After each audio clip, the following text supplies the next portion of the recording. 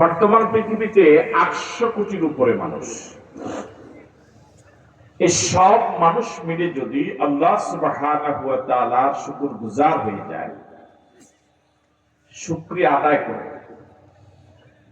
রব্বুল ইজ্জত ওয়াল জালালের ইজ্জত এক বিন্দু বাড়বে না। গোটা পৃথিবীর সব মানুষ মিলে যদি আল্লাহ সুবহানাহু ওয়া তাআলার বিরোধিতা শুরু করে দেয়, আল্লাহ পাকের ইজ্জত এক বিন্দু কমবে না।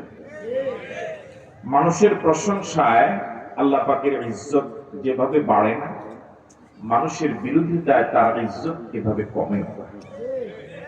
প্রশংসা করলে লাভ আমার, করতে না পারলে লস আমার। কি লাভ? قال رسول الله صلى الله عليه وسلم الحمد لله تملأ الميزان। এ পর্যন্ত পৃথিবীতে যত মানুষ এসেছে, এখন যত মানুষ আছে, কিয়ামত পর্যন্ত যত মানুষ আসবে, সব মানুষের আমলনামা যে পাল্লায় ওজন দেওয়া হবে, যাকে মিজান বলে, একবার আলহামদুলিল্লাহ বললে মালিক বিনিময় এত সওয়াব দিবেন যে সওয়াব দিয়ে মিজানের পাল্লাটা একদম পরিপূর্ণ হয়ে যাবে। কয়বার? কি বললে? সকলে তো বলতে পারলেন না। কয়বার? কি বললে? বলুন তো আলহামদুলিল্লাহ। আরেকবার বলুন। কয় মিনিট সময় গেল? কয় মিনিট গেল? কি দয়ালু আল্লাহ, কি মেহেরবান আল্লাহ। মাত্র কয়েক সেকেন্ড খরচ করে একবার বলবেন আলহামদুলিল্লাহ, মালিক সওয়াব দিয়ে মিজানের পাল্লাটা পরিপূর্ণ করে দিবেন। দুর্ভাগ্যজনক হলেও সত্য, এমন দয়ালু আল্লাহকে সময় দেওয়ার সময়ই নাই, এমন আল্লাহকে চিনার মতো কোনো পরিকল্পনাই নাই, এমন আল্লাহকে সময় দেওয়ার কোনো সুযোগই খুঁজে পেলাম না। বরং দুনিয়ার মানুষের পিছনেই কিছু পাওয়ার জন্য জীবন যৌবন সব শেষ করলাম। আল্লাহর পিছনে সময় দেওয়ার, আল্লাহকে সময় দেওয়ার কোনো সুযোগই পেলাম না। দুনিয়ার মানুষের পিছনে ঘুরতে ঘুরতে গোটা জীবন শেষ কিছু পাওয়ার জন্য। আমাদের এলাকায় কিছু পরিভাষা এরকম, যেটা পুরা বৎসরে শোনা যায় না, মাঝে মাঝে শোনা যায়। এই পরিভাষাগুলোর জোয়ার উঠে। যেমন গরিবের বন্ধু, জনদরদ, বিশিষ্ট দানবীর, বিশিষ্ট সমাজসেবক। এগুলো আমাদের অঞ্চলে মাঝে মাঝে এই শব্দগুলোর জোয়ার উঠে। আপনাদের এলাকায় আসে না মনে হয়? কখন শোনা যায়?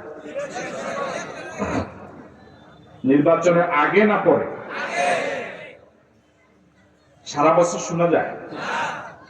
নির্বাচনের আগে যে শব্দগুলোর এত ব্যাপক ব্যবহার, নির্বাচনের পরে ওই শব্দগুলো কি আর শোনা যায়?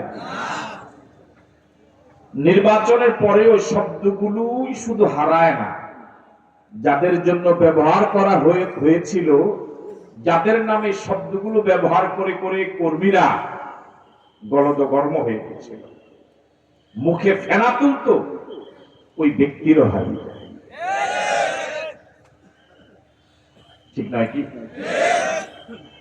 এরকম কোন বিশিষ্ট দানবীরের সংবাদ কি আপনাদের জানা আছে, যিনি একটা ডে লেবার, যার দৈনিক বিনিময় মূল্য হলো 800 টাকা বা 1000 টাকা, কিন্তু ওই দানবীর একটা ডে লেবারকে 1000 টাকা যার মূল্য, তাকে 2000 টাকা দিয়েছে? বুঝেন নাই মনে হয়? এরকম কোন বিশিষ্ট দানবীর কি এ পর্যন্ত আপনাদের নজরে পড়েছে যে 100 টাকা রিক্সা ভাড়া তিনি 200 টাকা দিয়েছে? কথা বলে না। তোরা দান করে কোথায়?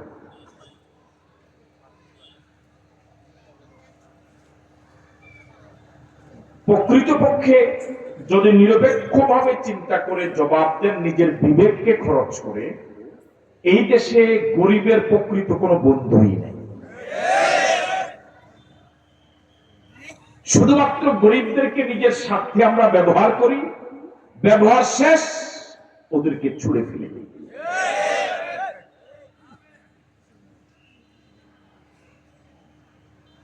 মানুষ সবচেয়ে বেশি সম্মান পাওয়ার জায়গা হলো নিজের শ্বশুর বাড়ি। শ্বশুর বাড়িতে প্রত্যেক জামাই প্রধান অতিথি হওয়ার কথা।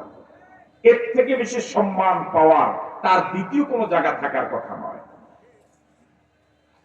কিন্তু যেই মেয়ের জামাইটা গরিব, এই মেয়ের জামাইটা শ্বশুর বাড়িতে সম্মান পায় না।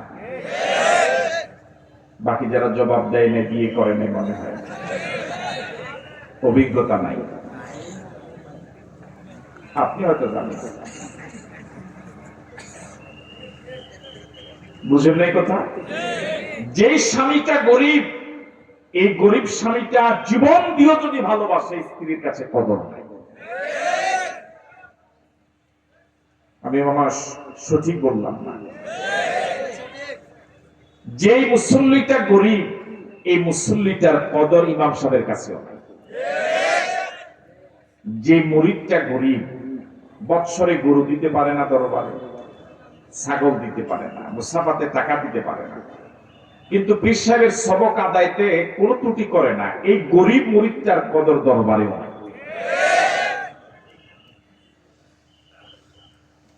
যে মাহফিল কমিটি আর্থিকভাবে কিছুটা দৈন্য দশায়, গরিব, টাকা কিছু কম দিবে, এরকম গরিব আয়োজকদের কদর আমাদের বক্তাদের কাছে।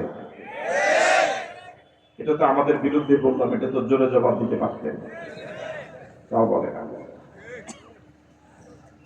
যে কর্মীটা গরিব, এই গরিব কর্মীটার কদর নেতার কাছে মোটেই। এই দেশে কয়েকজন নেতার ছেলে বাবার জন্য রাজপথে মিছিল করছে? কথা বলে না কেন? আপনারা কি আমার কথা শুনতেছেন? একটু নিরামিষ নিরামিষ লাগে জন্য জবাব দেন না মনে হয়। আসছিলেন সুর শুনতে, এজন্য নিরামিষ আলোচনা মজা পান না, এই তো কথা। কয়জন নেতার ছেলে বাবার জন্য এই দেশে রাজপথে মিছিল করছে? লেখাপড়া করে বাহিরে, আন্দোলনে নাই, সংগ্রামে নাই, রক্ত দেওয়াতে নাই, মিছিলে নাই, মিটিংয়ে নাই, আসার পর আবার ওই নেতা হয়ে যায়। নেতার জন্য মায়ের খায় গরিব, জেলে যায় কর্মী, রক্ত দেয় কর্মী, দৌড়ানি খায় কর্মী, গুলি খায় কর্মী, ঠিক নাকি? একটা মিছিল চলছে,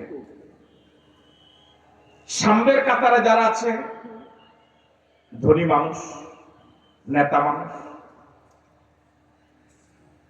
দেখবেন ওনারা আওয়াজ তেমন একটা দেয় না, দুই একবার দেওয়ার পরে আর কথাই আসে না।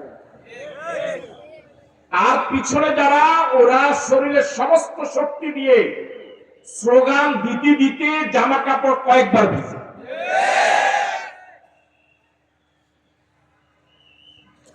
দু তিন ঘন্টা মিছিল করলো।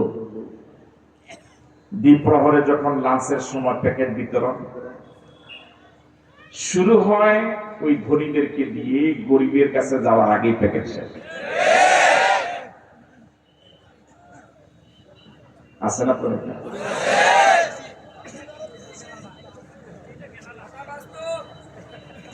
এই লোকটার হয়তো বড় বড্ড আশা মনে যে নেতার সাথে একটু দেখা করব, মুসাফা করব, সেলফি তুলব, কিন্তু নেতা এবং আশেপাশে যারা আছে তারা এই সারাক্ষণ মিছিল করা, শরীরের ঘাম ঝরানো এই কর্মীটাকে এই মজলিসের জন্য বেমানান মনে করে। এখানে তাকে মানায় না, ওরাই কাছে আসতে দেয় না, অথবা কাছে আসলে ধাক্কা দিয়ে ফেলে দেয়।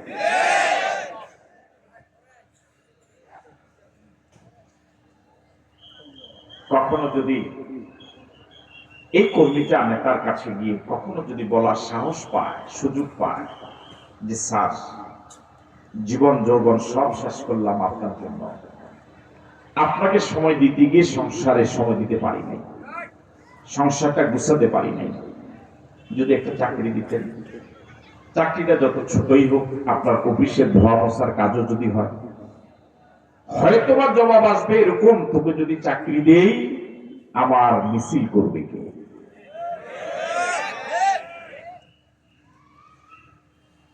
আপনাদের এই চান্দোলায় ঘরের সিলিং, যেটা বর্তমান পরিভাষা, এটাকে আঞ্চলিক ভাষা আপনাদের এলাকায় কি বলে? কি বলে? তাও বলে না, কি বলে? একসাথে বলুন না, এটা ভালো লাগে তো শুনতে, এটা মিছিল হয়ে গেল। এ হোয়ারে কি দিয়ে উঠে? মই। কেউ মই ব্যবহার করে হোয়ারে উঠার পর কেউ আর কি বলে, হোয়ারে উঠার পর মইটা কি ফেলে দেয়?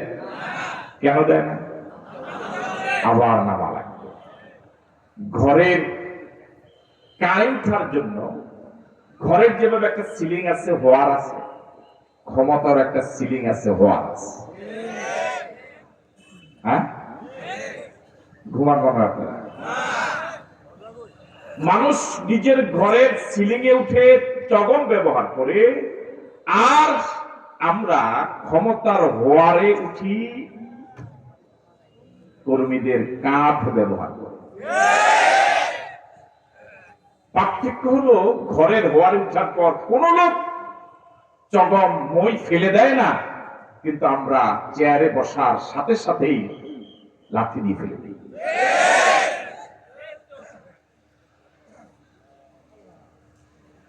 এই দেশটা তো আসলে গরিব না।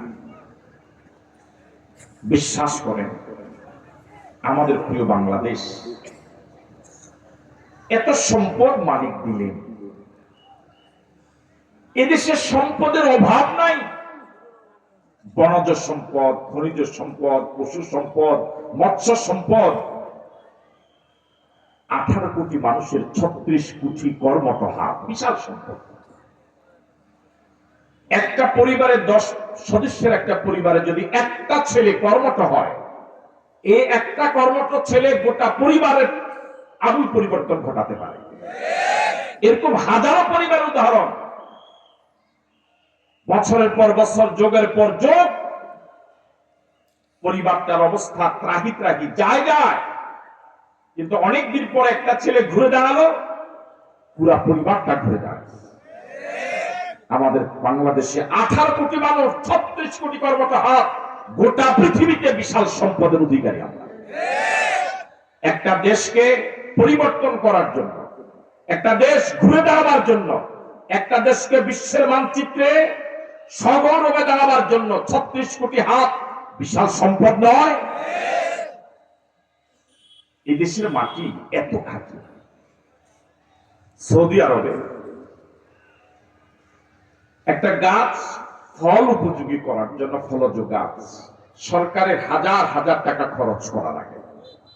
আর আমাদের সুজলা, বলেন না, শস্য কি সুন্দর চমৎকার, মনে হচ্ছে যেন মালিক গালিচা বিছিয়ে রেখেছে। সবুজের সমারোহ, যেদিকে তাকান মন জুড়ে যায়, ভিতরের অসুস্থতা দূর হয়ে। পাখির পায়খানা দিয়ে যদি একটা গোটা পড়ে, কোন চর্চা ছাড়া, পরিচর্যা ছাড়া গাছ হয়ে যায়। এদেশে সম্পদের দুর্ভিক্ষ নাই, এদেশে দুর্ভিক্ষ হলো চরিত্রের। এদেশে সম্পদের অভাব নাই, অভাব দুর্নীতিমুক্ত, আল্লাহকে ভয় করার মতো এরকম কিছু নেতা।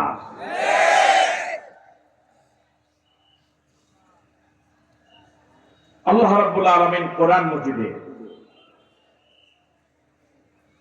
অসংখ্য নীতিমালা দিয়েছেন। গোটা কোরআন মজিদতে হলো নীতিমালা, সংবিধান, গাইড। বাকি সবগুলো আপাতত এক জায়গায় রেখে শুধুমাত্র কোরআন মজিদের একটা আইন যদি বাংলাদেশে চালু হতো 56,000 বর্গ মাইল, সেটা হলো যাকাত। সেটা কি? জোরে বলুন। তুখাযু মিন আগনিয়াইহিম ফাতুরাদ্দু আলা ফুকারাইহিম। এলাকার ধনীদের কাছ থেকে নির্ধারিত পরিমাণ যাকাতের টাকা আদায় করা হবে। 100 টাকায় জানি না, এই এলাকায় এত বছর তাফসীর শুনে এই জবাব পেলাম। কয় বছর তাফসীর? 32 বছরের তাফসীরে 32 জন তো জবাব দিলেন না। যাকাত 100 টাকায় কত টাকা? শুনে না আগে জানেন। তুখাযু মিন আগনিয়াইহিম, এলাকার ধনীদের কাছ থেকে যাকাতের টাকা নির্ধারিত পরিমাণ আদায় করা হবে। ফাতুরাদ্দু আলা ফুকারাইহিম, ওই এলাকার মাসারিফে যাকাত যারা গরীব, এতিম, মিসকিন, বিধবা যারা যাকাত পাওয়ার হকদার, এদের মাঝে পরিকল্পিতভাবে স্বাবলম্বী করার টার্গেটে যাকাতের সে টাকা বন্টন করা হবে। এটা হলো যাকাতের মূল থিম। এই পদ্ধতিতে যদি বাংলাদেশে যাকাত আদায় হয় এবং বন্টন হয় স্বাবলম্বী করার টার্গেটে, প্রতি বছর রমজানে একটা 100 টাকার শাড়ি কাপড়টা হয়, তাহলে সর্বোচ্চ 10 বছর ব্যবধানে বাংলাদেশে যাকাত খাওয়ার মতো কোন লোক তালাশ করে পাওয়া যাবে না। বিধান তো আল্লাহ দিলেন, আমরা তো তার ধারে কাছেও নাই।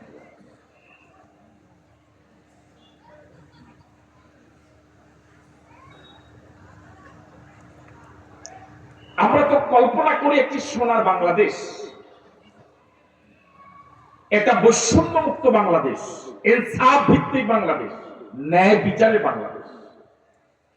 18 কোটি মানুষ সকলেই ইনসাফ পাবে, ন্যায় বিচার পাবে, সকলে তার মৌলিক নাগরিক অধিকার সে পাবে। কিন্তু দুর্ভাগ্যজনক হলেও সত্য, বিড়ালের গলায় ঘন্টা যারাই বাঁচতে যায় তাদেরকে এই জাতি দুনিয়াতে থাকতে দেয় না। শরীফ শহীদ কি ওসমান হাদি, মাত্র 32 বছর বয়স্ক একটা যুবক, টকবকে যুবক,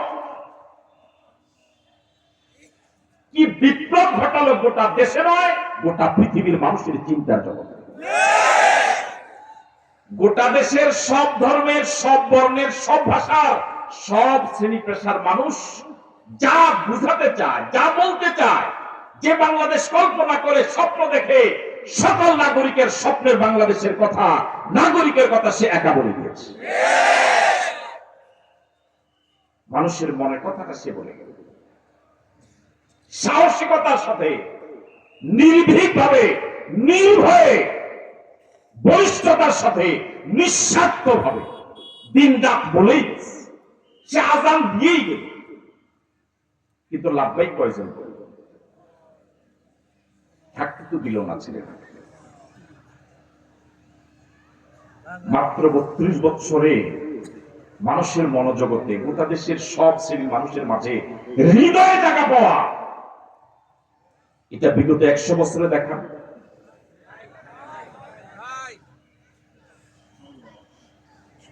সে স্বপ্নের বাংলাদেশ, শরীফ ওসমান হাদির সেই কল্পনার বাংলাদেশ, স্বপ্নের বাংলাদেশ, যে বাংলাদেশ বিনির্মাণের জন্য ছেলেটা জীবনটা দিয়ে দিল। সে বাংলাদেশ বিনির্মাণ করার জন্য মানুষের তন্ত্র মন্ত্র দিয়ে হবে না, কোন নেতা নেত্রীর আদর্শ দিয়ে হবে না। যদি সে স্বপ্নের বাংলাদেশ বিনির্মাণ করতে হয়, আল্লাহর কোরআনের বিধান লাগবে। আমরা কি চাই আমাদের বাংলাদেশ আল্লাহর কোরআন দিয়ে চলুক? আমরা কি চাই? কারা কারা চাই দু হাত করে দেখায়।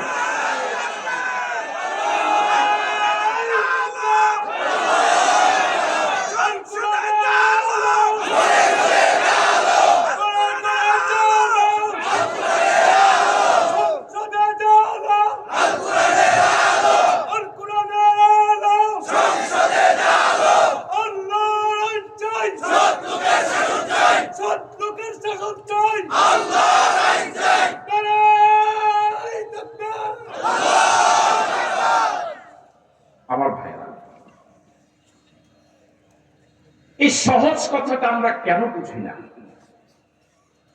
এই মাহফিলের নাম তাফসীরুল কোরআন মাহফিল, তার মানে কোরআন কেন্দ্রিক আলোচনা।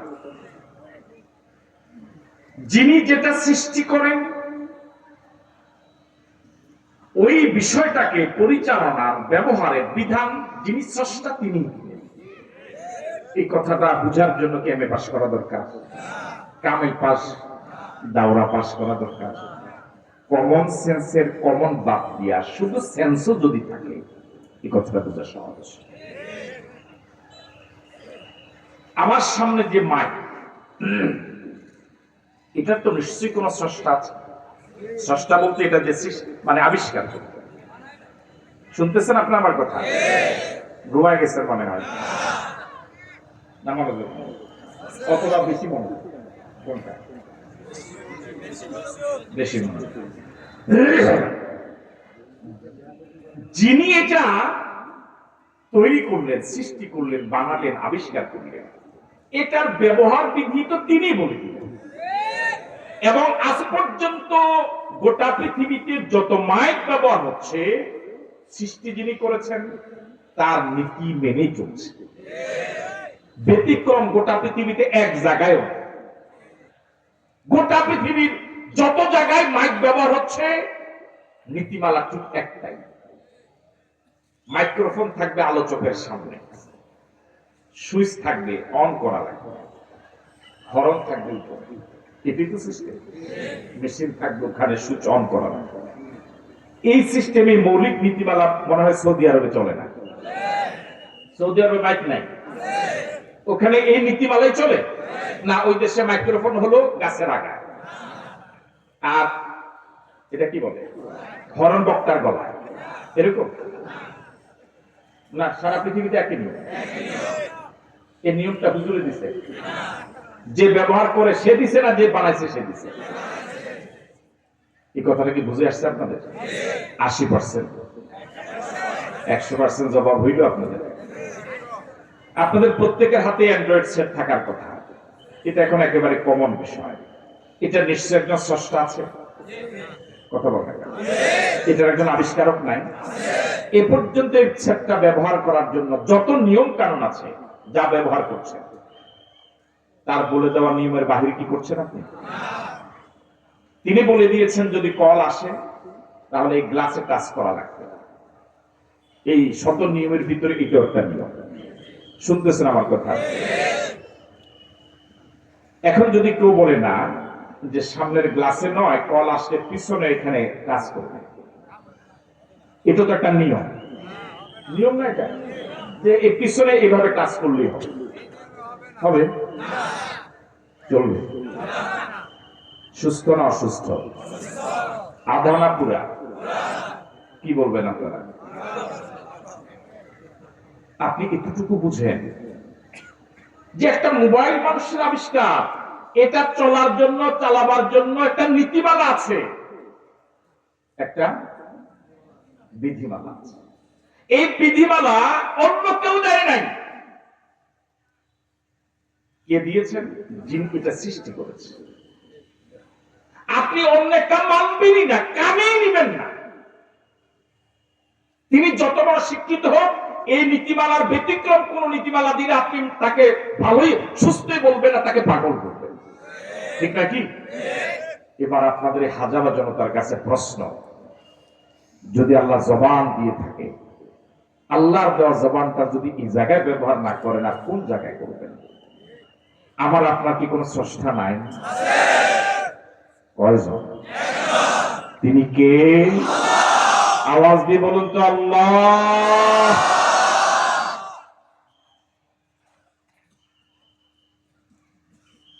তিনি আমাকে আপনাকে একদম নাই থেকে সৃষ্টি করেছেন। আমি আপনি কিছুই ছিলাম না।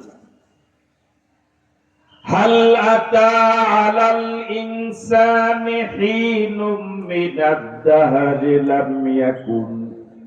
লাম ইয়াকুন শাইআম মাযকুরা। মানুষের জীবনে কি আমার একটা সময় যায় নাই যে সময় সে আলোচ্য বিষয় ছিল না, আলোচনার কোনো যোগ্যই ছিল না, কিছুই ছিল